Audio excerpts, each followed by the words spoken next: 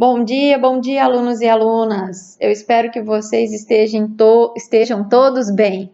Sejam muito bem-vindos à nossa aula de ciências. E hoje vamos fazer uma revisão sobre a origem do universo e dos seres vivos. Vamos lá? Bom, a teoria mais aceita, né, sobre a origem do universo é a do Big Bang. A teoria do Big Bang, ela fala que existia muita matéria concentrada num único ponto e em altas temperaturas, até que chegou num ponto que houve uma explosão, né, de tanta energia acumulada, houve uma explosão, essa matéria se dispersou e houve a expansão e a criação de tudo que nós temos no universo. Sobre a origem da vida, existem várias teorias. Vamos falar de duas linhas de raciocínio primeiro. A primeira linha é aquela que acredita que os seres vivos eles são originados de matéria não viva. Então, por exemplo, roupas sujas dariam origem a ratos. Essa linha de pensamento ela é chamada de abiogênese. Então, é o surgimento da vida através de algo inanimado. A segunda linha de raciocínio é a que fala que todo ser vivo, para ele surgir, ele tem que partir de um outro que já existe. Sendo assim, essa teoria é chamada de biogênese, tá? E para comprovar a teoria da biogênese, foram feitos vários experimentos. Então, é o que a gente vai dar uma olhadinha agora nesses experimentos. Primeiramente, surge o Francesco Redi, em 1668. O Francesco utiliza frascos e pedaços de carne. Então, temos aí 3 frascos, em cada um pedaço de carne. Em um frasco, ele tampou corretamente. No segundo, ele colocou apenas uma gaze. E no terceiro frasco, ele deixou aberto.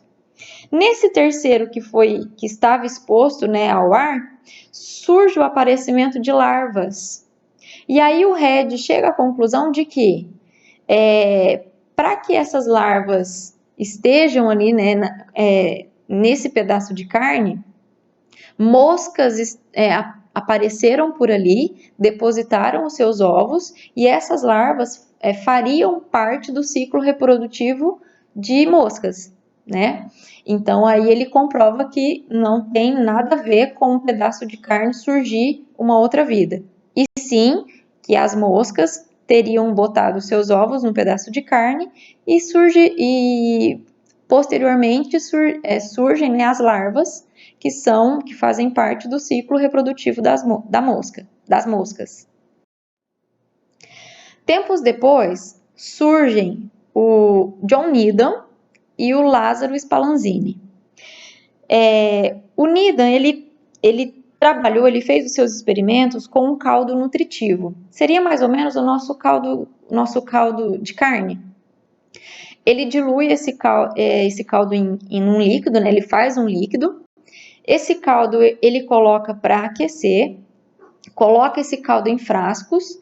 Alguns frascos ele tampou e outros ele deixou aberto. No final do experimento, ele concluiu que o caldo presente nos frascos, né, aberto, surgiu micro-organismos. Bom, o Lázaro Spallanzani aparece depois, em 1770, pega a mesma ideia do Needham e refaz. Ele usou caldo nutritivo também, porém, esse caldo nutritivo, ao invés de ser aquecido, ele foi fervido. E os tubos, os frascos, ao invés de ficarem abertos, eles foram tampados. E aí o Spallanzani conclui que o experimento do Needham tinha 2 pontos que seriam interessantes. Ele só aqueceu e ele não tampou. Já o Spallanzani, ele ferveu e tampou, e não apareceu micro-organismos. Então, a gente sabe que quando a gente esteriliza algum material, é capaz de matar todo micro-organismo, né? Então, aí, o experimento dele, com o caldo fervido e tampado, uma solução estéril, não apareceu micro-organismo. Tempos depois, aparece o Louis Pasteur, em 1860. Ele também usou um caldo nutritivo, porém ele usa um frasco um pouquinho diferente. Ele tem esse gargalo aí, conhecido como bico de pato. Nesse gargalo, o gargalo ele é aquecido, né? Ele é esticado e curvado. O caldo nutritivo ele foi esterilizado. Depois de algum tempo, quando esse caldo é resfriado, foi tirado o gargalo e percebeu-se que a solução se manteve livre de micro-organismo. Quando o frasco tinha o gargalo ainda, que estava estéril, não tinha presença de micro-organismo. Mas a partir do momento que o frasco foi retirado o gargalo, surgem micro-organismos. Isso prova que o caldo nutritivo entrou em contato com o ar está cheio de micro-organismo que contaminou o caldo nutritivo. Bom, sobre a origem da vida na Terra, dois cientistas chegaram a ideias muito interessantes aqui. São eles o Alexander Oparin e o John Haldane, isso em 1820. Os dois trabalharam com a mesma ideia, tá? Eles pensaram o seguinte: lá na formação do planeta, quando o planeta foi formado, a superfície da Terra era muito quente. Era muito quente. Os vulcões, como tinham muito vulcão na superfície, eles liberavam muitos gases. Vou fazer uma marcação aqui para vocês. Deixa eu pegar minha caneta aqui. Então, na superfície existia uma grande quantidade de gases, metano, hidrogênio, amônia, e tinha também vapor d'água. Com o tempo, gente, a temperatura da Terra ela foi resfriando. Esse resfriamento propiciou que esse vapor d'água se condensasse e viesse a formar chuvas. Junto com essas chuvas aconteciam muitos raios. Esses raios, misturado com água e com esses gases, poderiam ter formado algumas moléculas complexas. Essas moléculas, quando chegavam na superfície, em contato com os mares, com os oceanos, elas começaram a se juntar e a formar algumas substâncias.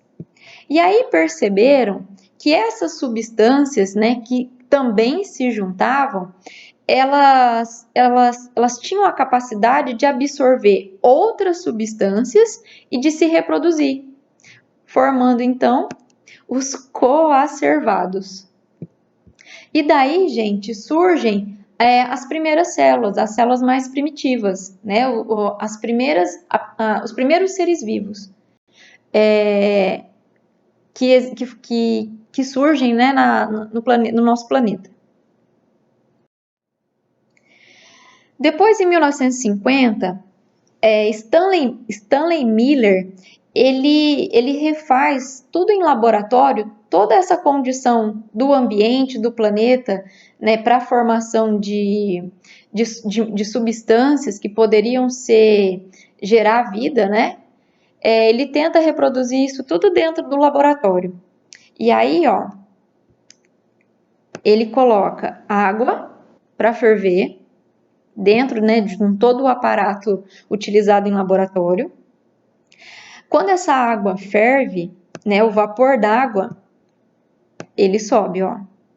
Ele sobe, ele vai passar por todo um tubo e ele vai chegar aqui desse outro lado. Desse outro lado, nesse outro frasco, né, ele se junta, o vapor d'água se junta aos gases. Lembrando, né, que é uma reprodução lá de como era a atmosfera primitiva, lá com amônia, com nitrogênio e etc. Nesse momento aqui, então, eletrodos, ó, reproduzem como se fossem os raios em cima desses gases. Depois disso, desses gases forem eletricutados por raios, vamos dizer assim, esses gases, eles são resfriados, né, para abaixar a temperatura. Quando ele resfria, encontra uma superfície mais fria, o que acontece? A condensação. E aí forma-se gotículas de água. E essas gotículas de água, elas são represadas num outro frasco, né? Elas são armazenadas num frasco. E aí percebe-se que essa água, ela possui moléculas orgânicas, bem como surgiu lá na formação do planeta, né? As primeiras substâncias. Duas outras teorias também que são levadas em consideração é a teoria do criacionismo, que fala que tudo que existe, todas as espécies, é criada por um ser divino e que não sofrem modificações. E a outra teoria é a teoria da panspermia cósmica. Ela acredita que o primeiro ser vivo chegar aqui na Terra, ele foi trazido por um esporo cósmico. Alguma coisa trouxe esporos, né, do universo, deixou aqui na Terra e esse esporo deu o surgimento, né, de todas as formas de vida no planeta. E para terminarmos, a teoria celular. A teoria celular, ela surge em 1600, vou marcar aqui de novo, tá aqui. Em 1666, com o Robert Hooke. O Hooke, ele criou o primeiro microscópio, muito simplesinho, e ele conseguiu observar, esse tipo de estrutura, que ele deu o nome de cela, né, que posteriormente nós conhecemos hoje como células. E ele encontrou essas estruturas em pedacinho de cortiça. Depois, em 1675, surge o Anthony Leeuwenhoek. Ele pega o microscópio do Robert Hooke e ele aperfeiçoa. E aí ele consegue identificar outras estruturas, né? Depois, em 1838, surgem o Matthias Schleiden e o Theodor Schwann. E aí os dois trabalharam juntos, né?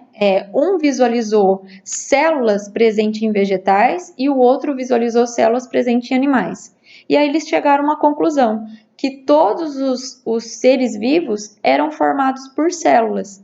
E a menor unidade estrutural de um ser vivo são as células. E elas trabalham, né?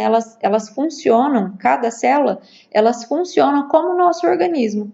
Elas realizam funções como o nosso organismo. E mais tarde, em 1865, é adicionado a essa teoria celular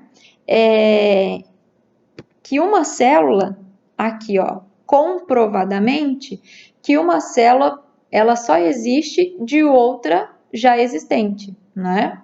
Então, essa teoria vem para comprovar aí que a teoria central da abiogênese é a que faz sentido para nós.